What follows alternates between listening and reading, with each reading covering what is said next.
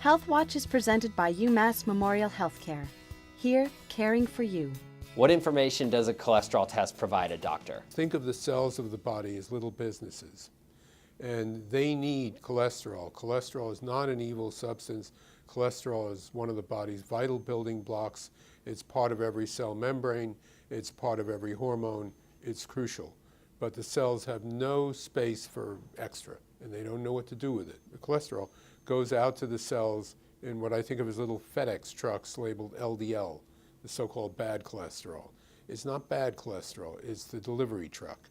And the little FedEx truck that says LDL on the side of it comes up on the roads, which are your arteries, of course, and comes to the cells and says, hey, we got cholesterol for you.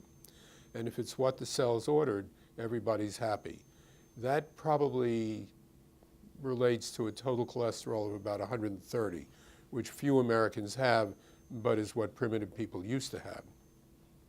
If it's more than that, then the little dude that runs the cell business says, hey, I didn't order this stuff, and I don't have any place to put it. And the FedEx guy says, what do you want me to do with it? And the little cell dude says, dump it at the curb. And it gets dumped at the curb. If it keeps getting dumped at the curb, eventually the street gets clogged and nothing gets through.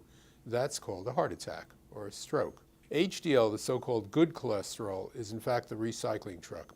Roams around the arteries looking for stuff at the curb, picks it up, takes it back to the liver for reprocessing, recycling, if you will. And that kind of cutesy analogy is fairly accurate. Technically, HDL, the so-called good cholesterol, is called the reverse transport system. Same thing, picks up stuff at the curb, takes it back to the liver. So the ideal situation is to have a very high level of the good cholesterol, of HDL, and a very low level of LDL, and then everybody's happy.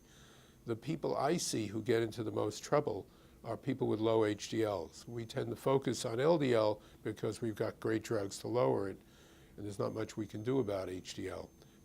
But low HDLs are a marker for trouble. And it tends to go along with diabetes, and strong family histories and so on. So what you learn from the whole lipid profile is a lot.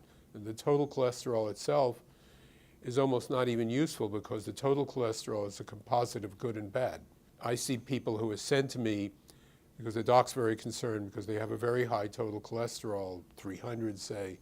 They have no other risk factors. They don't smoke, they're not diabetic, they don't have high blood pressure, and they have a high HDL. A high HDL is a protective thing. Even though it increases the total cholesterol, it's a good thing.